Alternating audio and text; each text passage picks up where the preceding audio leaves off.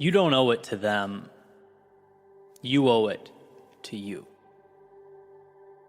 To that 10-year-old version of you staring out at a world of infinite possibility. You owe it to the person you can become inside your soul, waiting for permission to emerge. Because who cares about the externalities? What he'll say or she'll do? This isn't about them. This is about that feeling that arises from asking the world for more and then stepping out and answering the call. See, we talk a lot about life without actually experiencing it. We're here, we're breathing, but life isn't something guaranteed to materialize. No, life is the product of a deep breath in, a head nod. It's a willingness to take a step forward into that adventure that awaits. Life is fighting for that which is meaningful to you. When it's hard, when it hurts, when you could look around and easily justify the comfort of the mediocrity that surrounds you. Life is asking for the road less traveled and finding the courage to walk down it. That's life. And see, many will attempt to tell you what's right, to sit you down, explain to you what's meaningful, to point and show you where you belong. But this is your journey, which means it's up to you to identify that North Star. It's up to you to find the courage to carry forth into the night. Not because you owe it to them, but because you owe it to you. And in a world where people so easily outsource personal agency, where they outsource strength, outsource heroism, you owe it to you to become your own hero. And in the process, embark upon the greatest story ever told.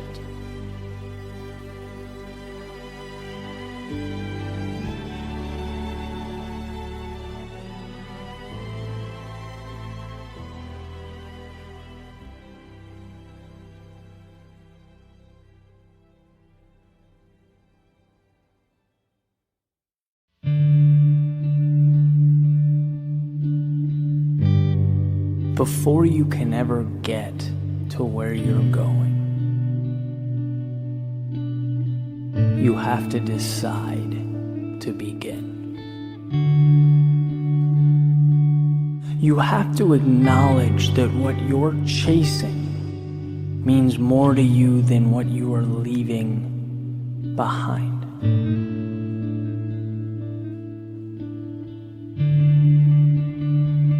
And then begins the greatest adventure you will ever experience. Knowing that you have turned someday into right now. That the road beneath you is waving you on, the wind at your back, it pushes you forward. There are no guarantees in life, but that just might be what makes it so incredible. You'll only go as far as you allow your imagination to take you. Whether it's the end of your driveway, or where the sun and the ocean intersect.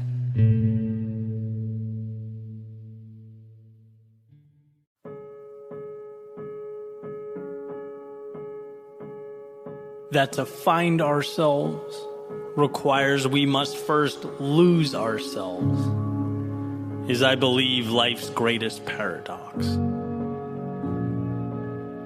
Leaving that carousel of comfort, the predictability of what we know, the certainty of who we believe ourselves to be, for a promise with no real guarantee of being kept, well, it's nothing short of irrational. Are the odds in our favor? Perhaps not.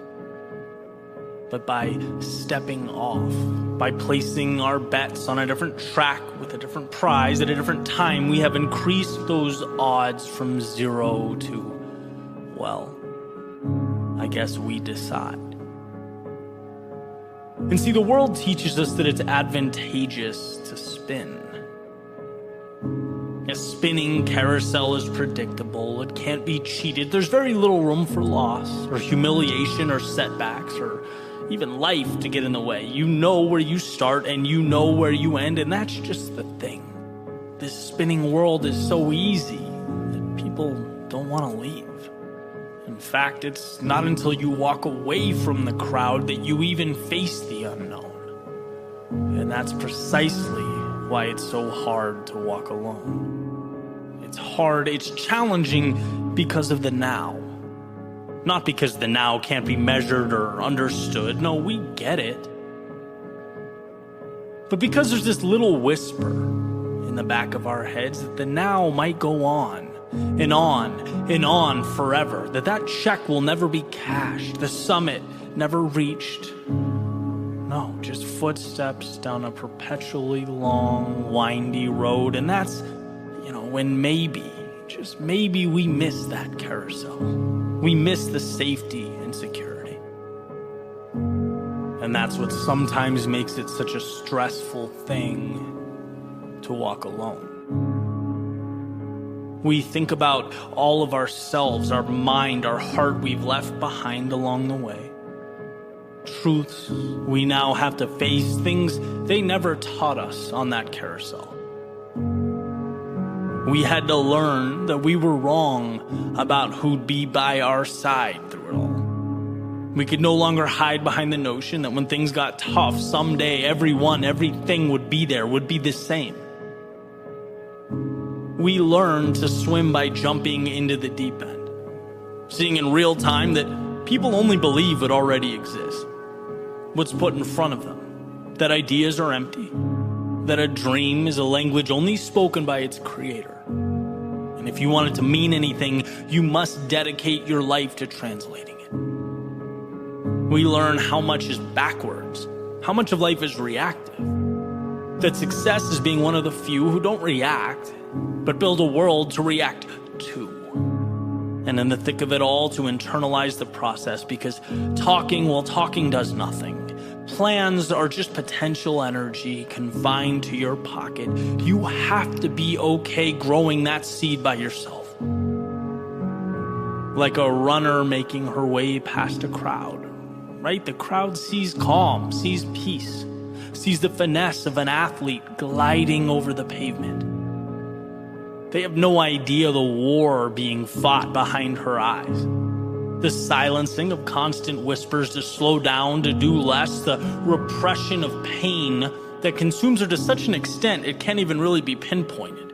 It just kind of floats over her body. They'll never know that. And what we learn is that they don't need to. It's the truth. And see, it's also what makes it quite lonely to walk alone.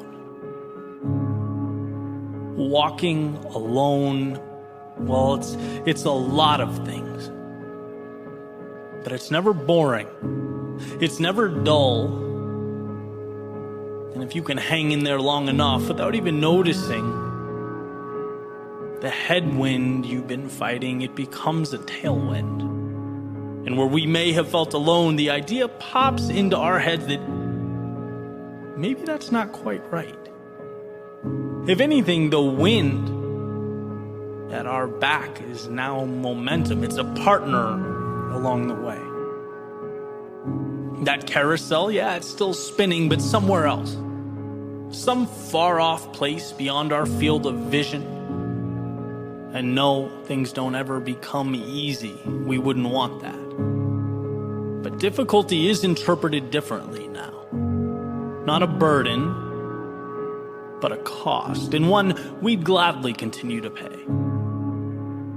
And that space that once felt so empty, so desolate, so helpless, well, now it's made up of people who see what you see. who hopped off their own carousels and wandered through the desert. They too navigated through the impossible and the never been done. It's funny how at some point we always find each other. And I suppose now, having traded the carousels for the adventure, we can walk alone together. Us against the world. Standing up in defiance of the odds, chasing that glimmer of hope. All in on a pursuit to find what most won't and see what most can't. Not because we were made different, but because we chased down the idea of different. It gets a tough rap walking alone. And in so many ways, it's a fight. It takes all of you. But you don't come out the same person you were when you stepped in. The same person you'd still be today had you stayed on that carousel. So if you are still spinning, step off. And if you have, if you're still adjusting to the discomfort of reality, if you're making your way through the hell of uncertainty or questioning whether you have what it takes or have the strength to commit, I promise you do. In fact, you're right where you need to be. So don't be distracted by those screaming of their successes or communicating, capturing every small win as they make their way around the carousel. It's the quiet ones who change themselves. The ones who take life one step at a time, one battle at a time, who redefine reality. And I'm sure you can't see it now.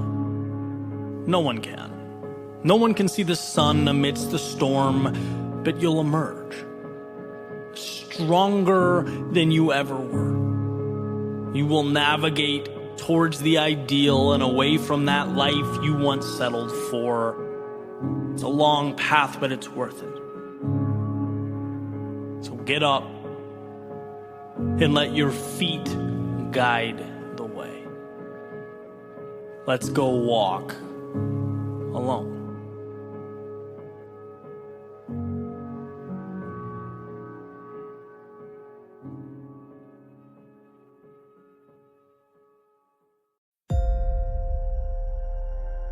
There are always barbarians at the gate. And I mean this in the sense that the second we give less than our best, the second we let up, it's not just that we allow the important things to fade. No, we let the outside world infiltrate our existence. In The History of Civilizations by Will Durant, he said something that I found incredibly interesting. He's talking about the fall of the Assyrian Empire, and he says barbarism is always around civilization, amid it and beneath it, ready to engulf it by arms or mass migration or unchecked fertility. Barbarism is like the jungle. It never admits its defeat. It waits patiently to recover the territory it has lost. See, in those civilizations Durant speaks of, they knew they were always living with the threat of an attack by outside forces that oppose it, knowing that calm and quiet wasn't the rule, but the exception to the rule. And in its weakest moments, it crumbles. In fact, Durant says societies are born stoic and they die Epicurean, right? Created from discipline, but fall apart when people take what they have for granted, when pleasure and leisure become the standard. It's almost like society is a submarine keeping out the ocean of human nature, constantly putting pressure on it, right? And why does this matter? Well, this is what's interesting. Compare it to this idea that I found in Jim Rohn's collection of lectures, where he's talking about life's concessions. He says even small compromises with regard to your goal matter. Giving in, even a little bit, can be dangerous. Saying, oh, it's just one time, is a wolf in sheep's clothing. Because it begins the process of the downfall. Plants a seed, it cracks the door for those barbarians waiting patiently outside the gate. The ones who know discipline is not guaranteed. Discipline is built, manufactured, it must be protected. It is the exception to the rule, and they are chomping at the bit. Given the slightest opportunity, they will bring it to ashes. And this matters because it's up to you to protect that which is worth protecting. Do you ever have one of those days or weeks that are insanely productive or enjoyable and you just think, this is great, I need to do more of this, I need to sustain this? And then time goes by, the outside world sneaks in, and the prospect of continuing that routine slips away, crashes, because parameters were not created, because you let it slip once. And once doesn't mean you'll pick up where you left off. No, once is whispering to your subconscious that it's okay to concede. It says, oh, it's all right, I'll stray from my path just for the important things. I'll only crack the door for the barbarians when I need to. But now you're in an interesting situation. How do you measure when it's important enough to quit or stop or cheat? And trust me, I understand that life is complex. It's not black and white, but the areas we grow the most are the same areas where we leave no room for negotiation. X, Y, or Z is going to happen because it is who you are. And that door, it stays shut to the outside world, the mediocrity telling you your plans don't matter, to the barbarians outside looking for any excuse to infiltrate or destroy. And see, the point is not to avoid fun or leisure or the enjoyment of life. No, of course not. What I'm advocating is that we highlight the aspects of life that are non-negotiable, the things that mean a lot and are therefore subject to the ever-reaching arm of retreat. You don't have to do this, the barbarians will tell you. Once isn't the end of the world, but what life shows us is that greatness isn't one crazy or monumental action. It's keeping the intruders out where they must be restrained, remaining diligent in one's pursuit towards something more. Yes, there are always enemies at the gate, but there is also within you the ability to keep them in check, to tame them, to differentiate between your world and theirs. And in your life, your world, your empire, you are the gatekeeper.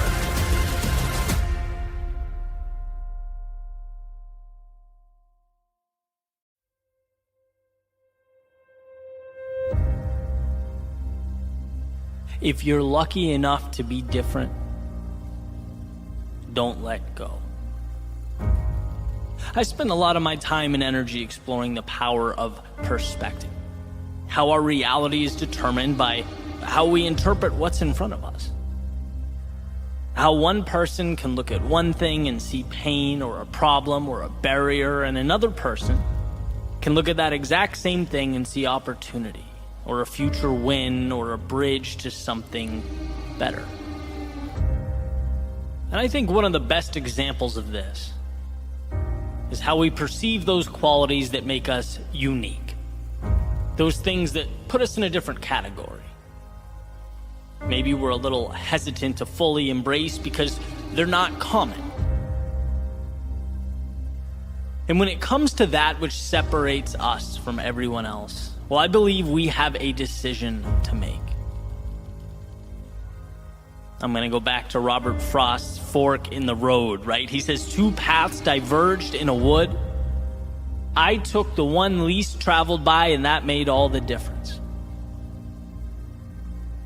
On the surface, you could easily brush this off as trivial. It's like, oh, nice, that's cute. He took the path less traveled by. But what does that mean? As it turns out, it means a lot. It means instead of burying what makes him different, he made it his battle cry. Instead of slipping under the radar and sneaking through life like so many of us do, he signed the dotted line for the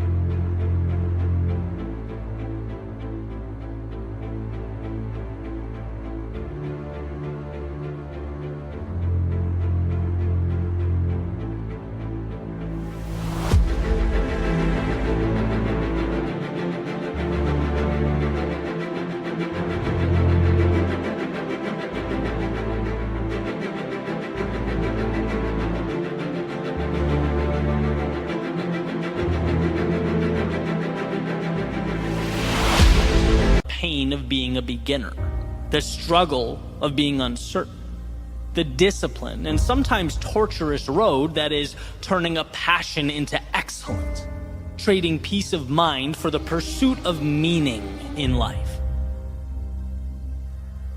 Exploring what makes you unique, it takes courage. And in that message, he chooses courage. Because it's not just that you're alone. Taking that path means every step of the way, your mind screams at you reminders that you're alone. It's not just fighting traffic patterns, it's fighting your DNA.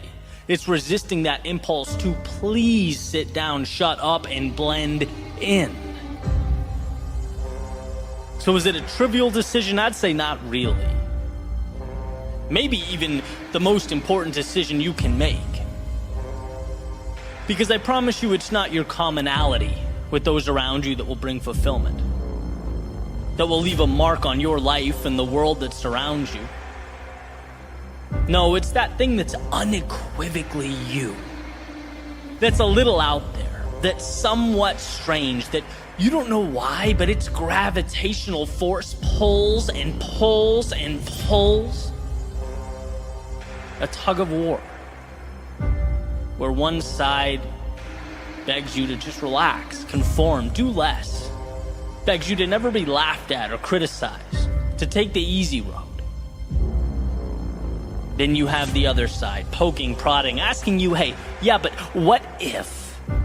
What if you sacrificed the comfort of right now? What if you explored? What if you took that which you love and you ran with it? What if you worked for a delayed payday? What if for a moment in time, when people ask you what the plan is, you have to look back and say, you know what, I'm not quite sure what I'm building, but I'll keep pivoting until it's so clear you can see it from the moon. Those are the paths that pull us apart. And every time I've lost my way, it's because I've doubted my unique path. And I mean that every time. It's when I become impatient with the journey or look around and see someone else winning in a different arena using different methods, different strategies, see the latest trends and success formulas. Hey man, I want part of that, right? I'm human. I want to win. I want to succeed. But just like a little opening is enough to let in the outside water that sinks the boat, well, a little bit of doubt is enough to derail your process. The process that you have to believe in, protect, nurture. A process that I've come to separate into two pieces. Number one, believing that the exploration of that thing that makes you unique, it's valuable. That your abilities mean something. They're not inconsequential. They're not stupid or trivial or unnecessary. If it means something to you, it will most certainly mean something to others. And you bringing it to life not only helps yourself evolve, grow, flourish, it helps the world. You just have to believe that enough to bring it to life. That's number one. Number two, trusting that as long as you don't stop in pursuit of your unique self, you can't lose. You can't lose. And I don't mean continuing to ram a square peg into a round hole. I mean growing, learning, experimenting, seeing what works. There's a saying that when you hit a dead end, it's not that the goal or the dream should be abandoned. It means the plan needs to be changed or adjusted. And as you get better and more experienced and continually work to adjust your strategy and your plans, learn from your mistakes, it becomes a matter of time. You increase the odds with every step forward. Being different is the most precious thing afforded to you. But to realize that miracle requires a combination of both the mythical and the practical, the imaginary and the real. Dream that dream, visualize that growth, create a world out of those ideas that don't exist yet. But also understand that the conversion process from dream to reality is a practical one. It requires repetition. Learning, losing, adjusting, and people don't like that. It's much easier to blend in than spend years pushing through the agony of setting yourself apart. But it's worth it. And the evidence is so obvious, so plainly pointing to the fact that we only celebrate the outcasts, the crazy ones. We sit around campfires, listen to lectures, watch movies and documentaries about the people that had every reason to doubt themselves but kept moving forward.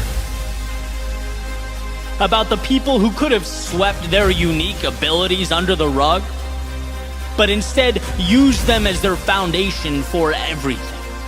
Not being distracted by what's popular or how anyone else lives or operates. Not seeking to be anyone but themselves, knowing that that is enough. Knowing it's the seed to something precious. The only question is, will you provide the right conditions and nourishment for that little seed to grow? Will you do what so few people have the courage to do? Let their authentic selves shine through. Let who they are emerge. Emerson has a quote. He says, "To be yourself in a world that's constantly trying to make you something else is the greatest accomplishment."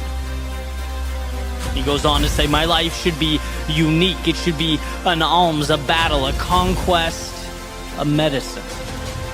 And see, perpetual happiness is a fool's errand. No, life is full of trials and tribulations and ups and downs. But fulfillment comes from that quest for meaning, for more, for building something, for creating your unique self, a process, a pursuit that must be chiseled from stone. It's never given or provided. It has to be found. Take it. And as Emerson beautifully implies, now is the time.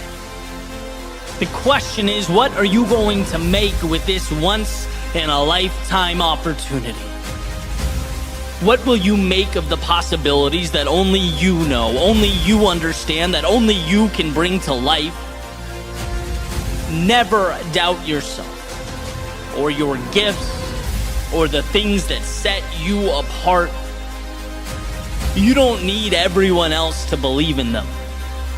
You just need to convince yourself.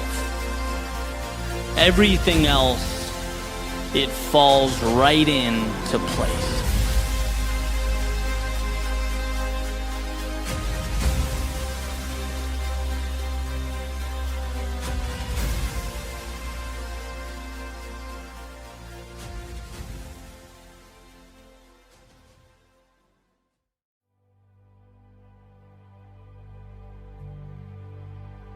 Montesquieu once wrote that we receive 3 educations. One from our parents, one from our schoolmasters, and one from the world. The third contradicts all that the first 2 teach us. That thing called life, right? And the more I think about this, the more I get it. The most important rules are the unwritten rules. The most significant boundaries are the ones we learn to ignore. The greatest tests don't concern what we know, but our ability to move forward when we don't. It's the real world that shows us we only get meaning through sacrifice and discomfort. That shows us the homes we lived in and the classrooms we learned in were meant to block out the uncertainty and unpredictability of life. They were meant to draw a line directly from effort to result and cause to effect, but the line that the real world draws, well, it isn't so straight. At least not all the time. And it's this third education that shows us how powerful we truly are. Sometimes I think back to the beginning, of my entrepreneurial journey, that first year, the writing, the recording, the producing, the editing, the beginnings of a pursuit that I believed to be so important. Looking around and just seeing no result, like none, and thinking, how could this be? You know, I worked so hard, suffered so much, I put all of me into this, only to realize I had no clue what all of me meant. And that what I thought constituted life was really just the tip of an iceberg that extended so far underwater that it would take a lifetime to uncover. The real world, upon introduction, always starts by showing you how much you don't know. And I look back and I don't really think about the financial concerns, although they were very real. I don't remember much of the everyday worry and anxiety bouncing around in my head, although it was definitely there. I remember learning one of the greatest lessons I've ever learned, that life is hard, but it's supposed to be. And it's not standing in front of you, hands on hips, saying you can't have this. It's extending its hand out, saying, my friend, if you want this, it's yours. But understand what that means. Understand that you'll spend a good portion of your time unsure about your path. That you'll exhaust energy that will, a lot of the time, go unappreciated. That they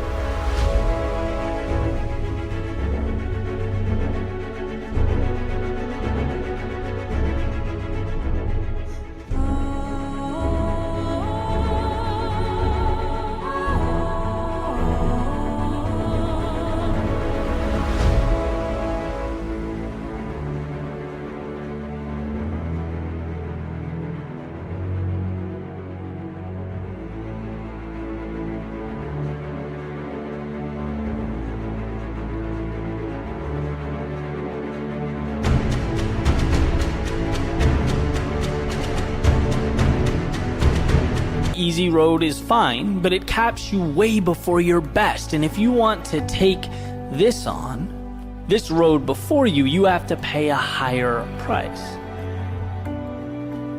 They can have predictability and peace of mind and comfort, but this path, it takes you to purpose and meaning and an evolved self. And you may think you understand what it means to be proud now, but wait until you touch these things. Wait until you look at your reflection, knowing that the person staring back at you could have said no time and time again, but didn't. Just wait, my friend, until you feel what that is like. Your parents and grandparents can't tell you, no book can explain it for you. It's the curriculum of life. The real world education, where the tuition is temporary discomfort and graduation isn't one, but a million little evolutions. It is the stage that's calling your name, the one you're ready for, whether you know it or not.